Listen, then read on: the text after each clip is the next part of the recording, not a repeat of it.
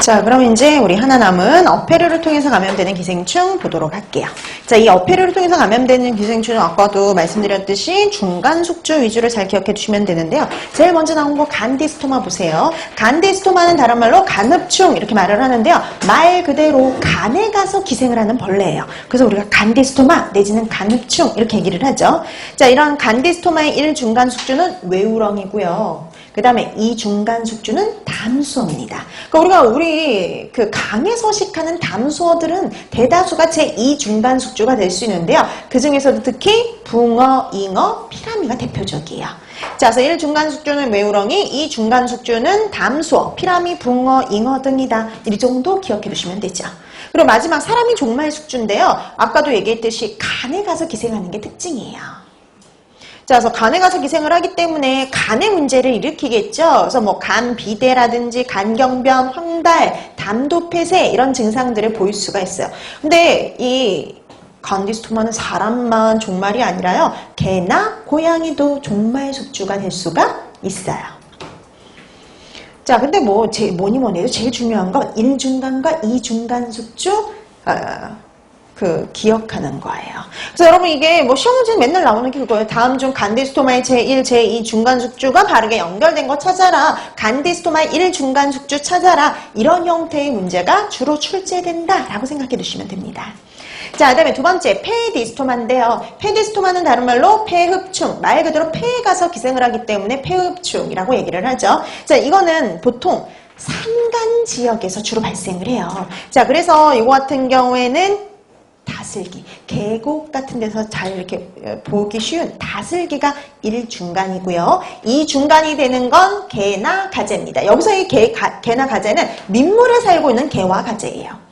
자, 그래서 1중간이 되는 거 다슬기, 그 다음에 2중간이 되는 거 민물 개와 가재다. 이렇게 보시면 됩니다. 그래서 이것도 마찬가지요. 중간 숙주 물어보는 문제가 제일 많이 나와요. 그래서 폐디스토마의 1중간, 2중간 숙주는 그 다음에 민물개, 가재에 의해서 감염될 수 있는 기생충은 이렇게 물어보는 문제가 대다수라고 보시면 돼요. 자, 그다음에 마지막 종말 숙주는 사람이죠. 근데 사람이 어디 가서 기생하겠어요? 폐에 가서 기생할 수 있어요. 자, 그래서 폐디스토마 이렇게 기억을 해두시면 되는 겁니다. 자, 그 다음에 세 번째 요코가 흡충까지 먼저 볼게요. 자, 이것도 흡충 붙는 거 봐서 어디에 가서 기생을 하겠죠. 흡착을 해서 기생을 하는데 얘는 장이요. 그래서 얘는 장흡충 이렇게 말하기도 합니다. 그래서 요코가 흡충 내지는 장흡충. 그러니까 우리가 흡충 종류가 지금 3가지로 우리가 배우는 거예요. 간흡충, 폐흡충, 장흡충이요. 자, 그럼 얘는 비슷해요. 1중간이 되는 건 다슬기고요. 2중간이 되는 건 담수어예요. 그래서 1중간은 아까 좀 전에 나왔던 폐흡충하고 똑같고요. 그 다음에 2중간은 아까 나왔던 간흡충하고 똑같은 거죠. 그래서 1중간은 다슬기, 2중간은 담수어인데요. 얘도 우리나라 강에 살고 있는 담수어들이 대다수 중간 숙주가 될 수 있지만 그 중에 특히 은어요. 은어 얘기가 나오면 요코가 옵니다. 자, 그러면 요 3가지는 같이 묶어서 기억을 해두세요. 왜냐하면 이 3가지가 헷갈리지 않도록 잘 구별해 두셔야 돼요. 1중간이 외우렁이, 2중간이 담수어인 건 간흡충, 그 다음에 1중간이 다슬기, 2중간이 민물개, 가재인 경우는 폐디스토마.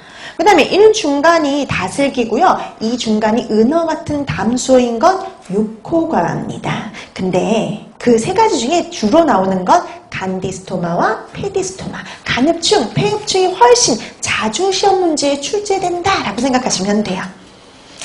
자, 그 다음에 여러분 그 요코가흡충 위에 한번 잠깐 보실래요? 요코가흡충 후 위에 보니까 간디스토마와 폐디스토마의 인체 감염형 이렇게 나와 있죠. 그래서 우리가 보면 충난이 유모유충이 되고 포자 낭유충이 되고 그 다음에 레디유충이 되고 유미유충이 되고 마지막 피낭유충의 형태로 인체에 감염된다 이렇게 되어 있잖아요. 그 과정을 굳이 여러분들이 다 알아두실 필요는 없어요. 여러분들은 이 감염형, 인체에 감염되는 형태 이름만 기억해 두시면 돼요. 그러니까 예전에 한두 번 나온 적이 있어요. 이 문제도.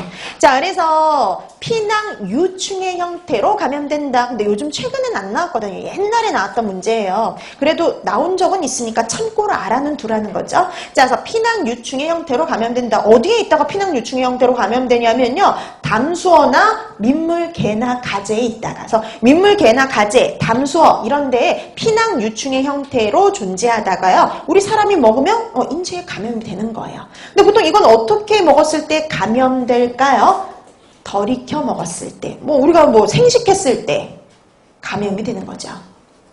자, 그래서 이런 예방법 굳이 따로 얘기를 안 하는 이유는 한 가지예요. 가장 기본적인 예방법은요, 이 중간 숙주를 충분히 가열해서 섭취하면 되는 거죠. 그러니까 담수어, 민물개, 가재의 생식을 금한다. 충분히 가열해서 섭취한다. 이런 것들이 예방법이 되는 거예요.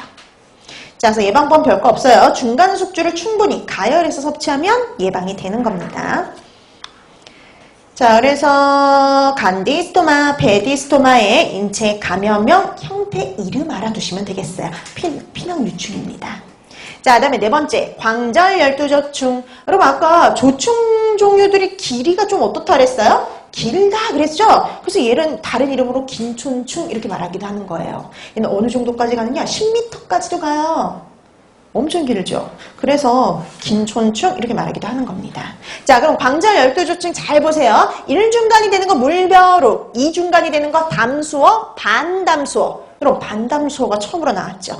유일하게 반담수어가 중간 숙주인 거 광절 12조충이야.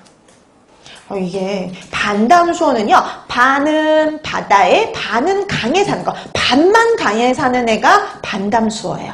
자, 그럼 여러분 대표적인 게 연어가 있잖아요. 연어. 그럼 연어는 태어나는 건 강에서 태어나서 바다로 갔다가 또 산란할 때 다시 어디로 돌아와요? 강으로 돌아오죠. 이게 대표적인 중간 숙주입니다.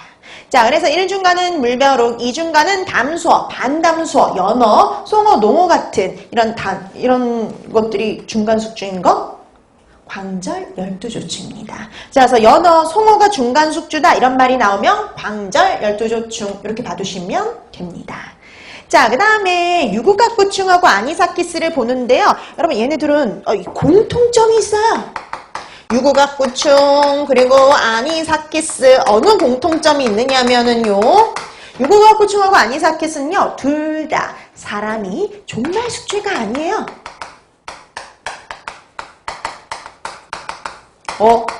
아까 분명히 사람이 우리 종말 숙주가 돼야지 체내에 들어서 성충이 될 수 있다 그랬죠. 얘는 사람이 종말 숙주가 아닙니다.